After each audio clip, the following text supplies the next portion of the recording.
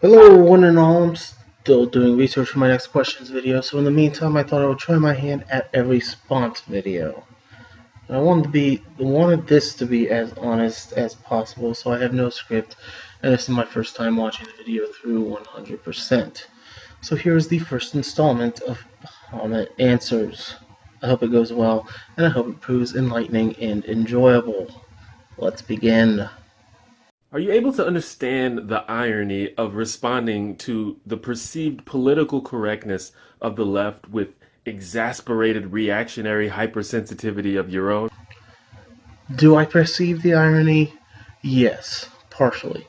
But I myself rarely do go for over-the-top exasperated answers, and when I do, it is for joking and entertainment purposes.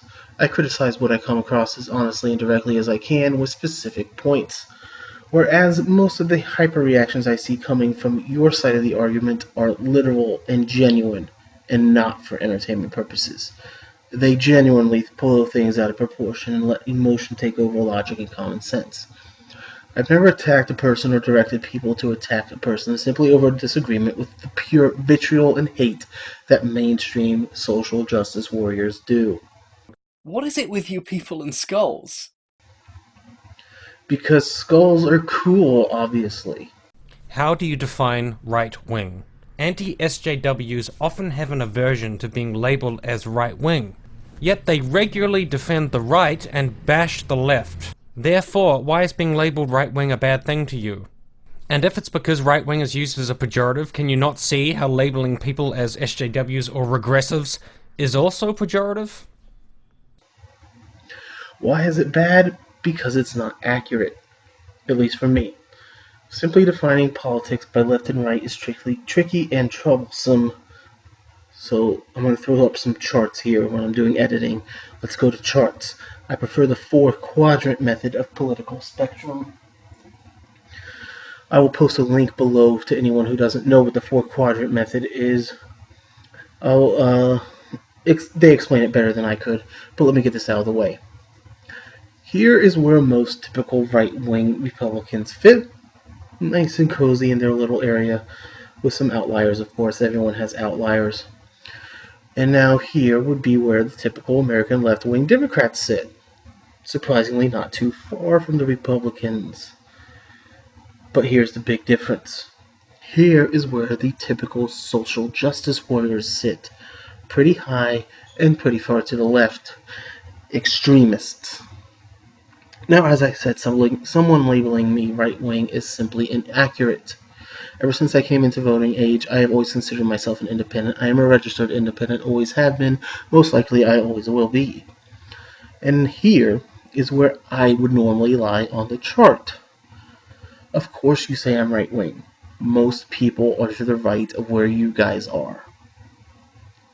Rather than telling people you disagree with to drink bleach, wouldn't it be more productive for you to have an actual conversation about the issues you feel matter?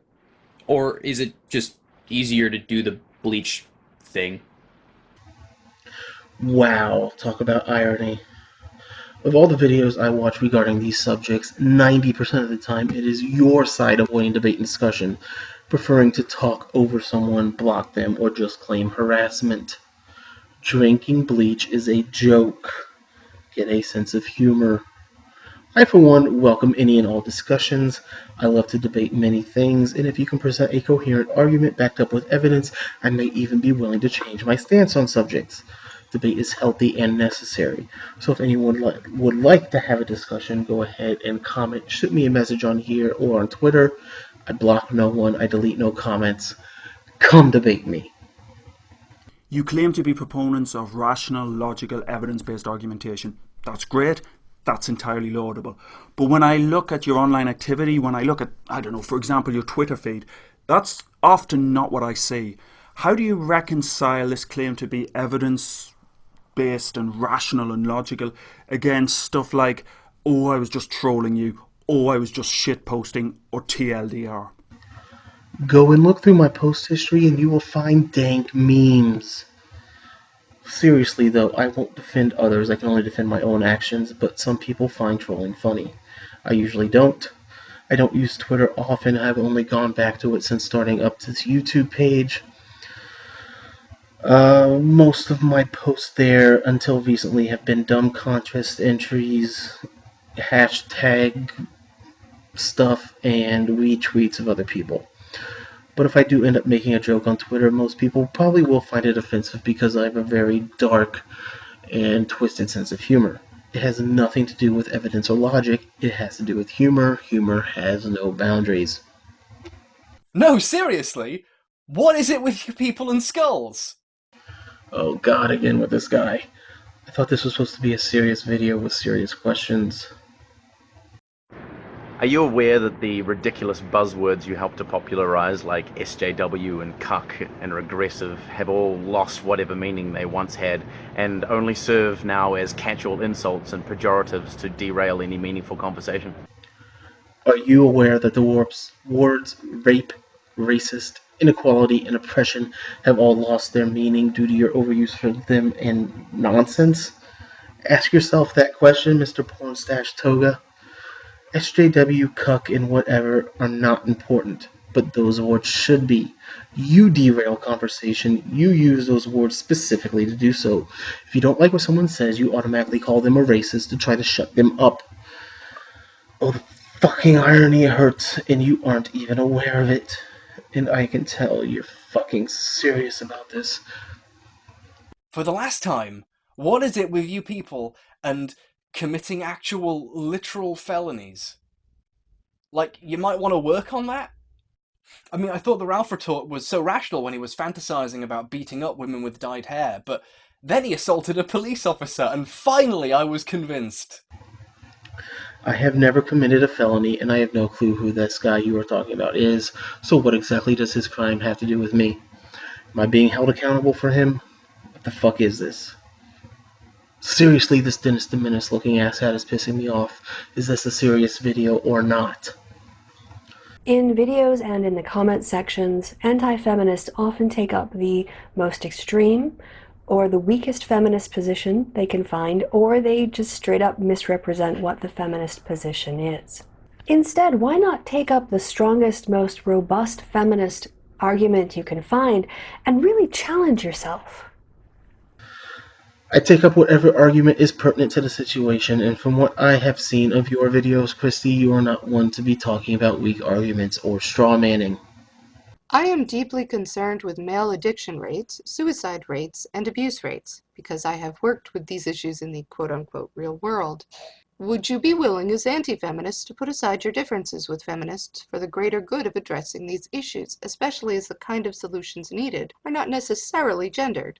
And if so, I would actually like you to let me know, because I'm not fucking around or presenting any gotchas here. I actually really think that we could get something done if we work together. So, yeah.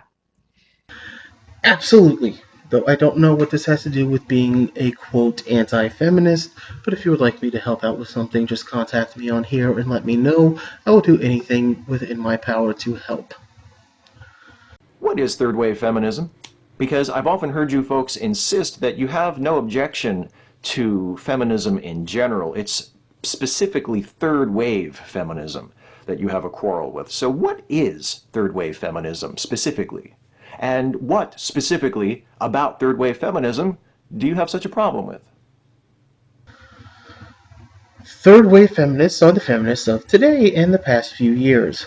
First wave is turn-of-the-century suffragettes, second wave are feminists of the 60s. What specifically? So many things.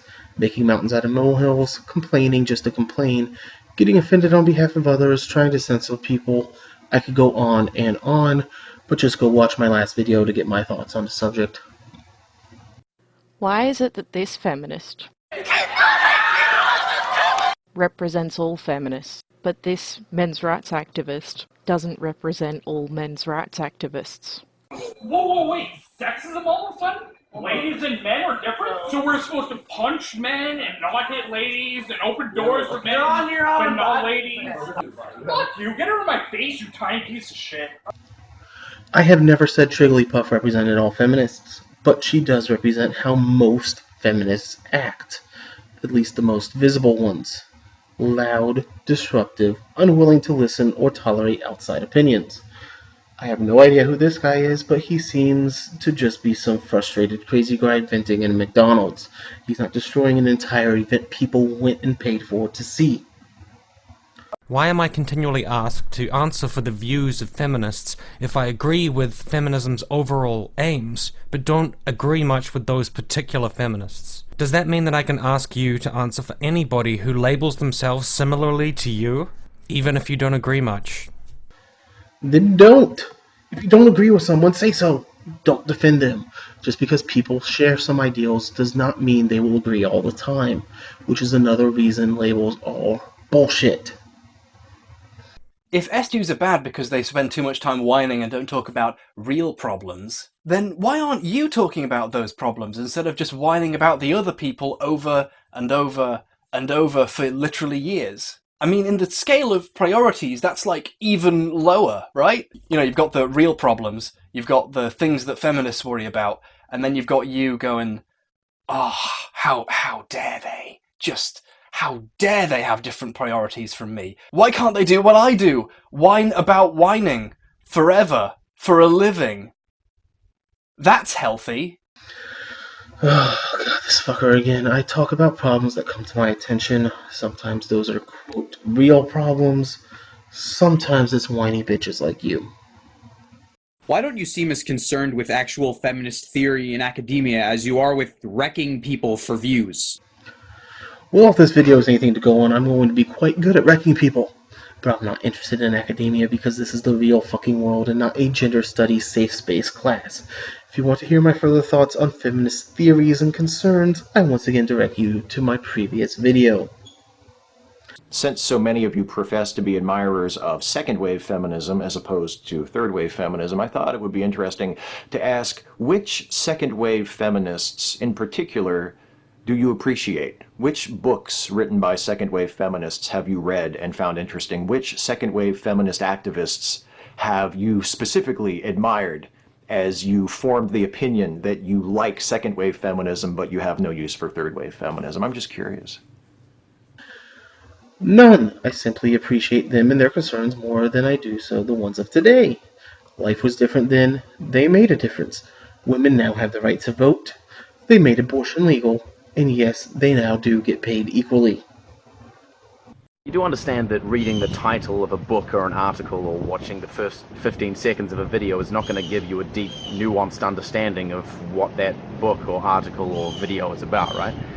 That being said, how can you expect to understand or critique feminist sources if you don't even attempt to understand what they're trying to say? I read every article that I criticize.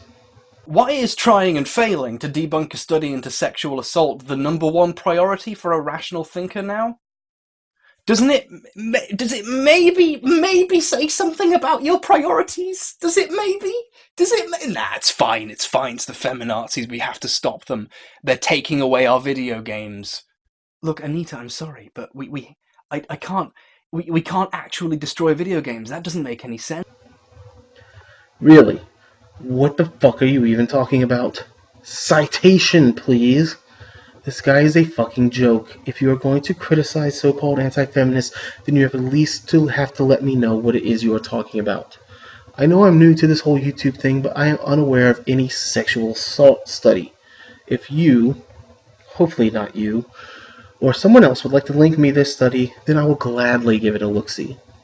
One of the major arguments that I see in many of your videos is that it is possible to separate criticism of the religion of Islam from the actual Muslim people. And yet, this line seems to be crossed very often. I see things like raghead or camel fucker or other things like that in your comment sections. I see people taking very serious shots at Muslims in videos and hangouts, and they don't get called out. At least not that I can see. So my question is this: why should a person of conscience who is concerned about the Muslim people and their community not being harmed or mistreated, why should they believe that you're actually only attempting to look at the ideas and talk about the ideas if you ignore bigotry that's occurring right in front of you? And in that light, would you be willing to break bread and salt with moderate Muslim people on your videos, have hangouts, invite invite them to your channels, just in order to build some bridges there and to learn more about what they think and how they feel and what their experience has been, so that information and knowledge can be furthered.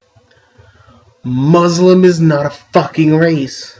And the only insults I have seen from anyone I watch here on YouTube have been against those who have actually perpetrated terrorist attacks. You know, the ones in Paris, Orlando, Boston, Nice, and so on. So fuck them and fuck their feelings. Why are you defending terrorists? Would I be willing to break bread with moderate Muslims? Sure.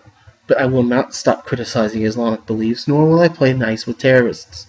Just like I have criticized Christians, and I have attacked radical Christians who bomb abortion clinics and kill abortion doctors, people who attack gays just for being gay. I attack everyone who does something worthy of attacking. Yes, they deserve to die, and I hope they burn in hell. Do you deny that systemic racism against black people is like a thing in general? If so, what? Okay, just step over, just cover your ears for a second and let the smart people talk. If not, why is it so much more important to you to demonize groups like Black Lives Matter than to actually use your platforms to discuss actual solutions to issues surrounding race and racism? Black Lives Matter may have started out with good intentions, but they have devolved into a gang and terrorist organization themselves, looting, rioting, threatening people. You will never 100% get rid of racism. There will always be stubborn assholes hating on people because they are different. But let me ask you this. Why is it okay to be racist towards me? Why is my opinion on subjects invalid simply because of the color of my skin? You can be sure I'll be making a video discussing race and racism in the modern day, and I invite you to join me in my discussion if you would like, and we can go over some problems and possible solutions. If you've ever discussed or done a video about black on black crime, when are you going to do a video about white on white crime and what we, as white people, can do to solve the problems in our community? I have not done a video on it. And how about just everyone stop being criminals? Fucking assholes. Why is a literal teenager's different definition of racism from you so horrifying that you all have to go, No! No, we have to stop him! We've got to debunk him now! Ah! Shut the fuck up. I am really just close to not even paying attention to this ass clown anymore. Racism is hating someone because of their race, plain and simple. If you hate, talk down to, demean, or somehow diminish someone simply because of their skin color, you are being racist. And yes, white people can be victims of racism. But not everything is racist. Math is not racist. Global warming is not racist. So stop with all that bullshit. Like I said, you are watering down its definition. The boy who cried wolf. Or rather, the boy who cried racism.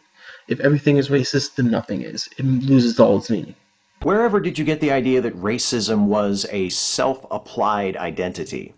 And if the only true racists are the racists who self-identify as racists, how can we ever expect to make any social progress to reduce racism? Or did I just answer my own question? What? That's just so dumb. You know what? I'm glad you blocked me on Twitter for no fucking reason. Fuck off, that's not even a cogent question. You often say that you are for equality of opportunity, but if people of color, for instance, have to overcome barriers whites do not, such as discrimination and unequal treatment as are well documented in various studies, then how can the current situation be thought of as equal opportunity in any real way? And why do you consider it racist to discuss these issues? Because everyone is biased. How many bars hire men or average-looking women as servers? How many places require people to shave or to not have tattoos? There are many different types of discriminatory practices, and they should all be addressed. But even then, there will be someone somewhere applying their own personal bias. It's just human nature. Do you understand basic English syntax? Like, if I say this cat is pretty, I don't mean that all other cats aren't pretty. Like, do you really not get why saying all lives matter in response to Black Lives Matter is not only racially insensitive, but just patently ridiculous? If I say all cats are pretty, does that put that one cat down? No. All means all. Learn your English syntax.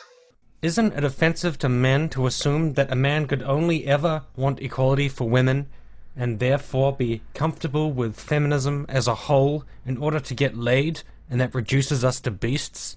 If that was the case, wouldn't I attempt to get laid from my views instead of not ever trying that? Methinks you doth protest too much. I have never heard anyone make that claim until just now. If you say you're an egalitarian, will you call out the man-hating slurs that you see coming from people within your community? People who use terms like cuck, beta male, faggot, or mangina? All of these things basically distill men down into thinking that the most important thing about them is to be having sex with a woman. That's rather offensive. So what are you doing to stop this kind of behavior in your community? Offensive schmexpensive. People can say whatever they want. But the point is most of those terms are used as jokes. Seriously, get a sense of humor. And if someone in the egalitarian community says something I don't like, I can always just ignore them.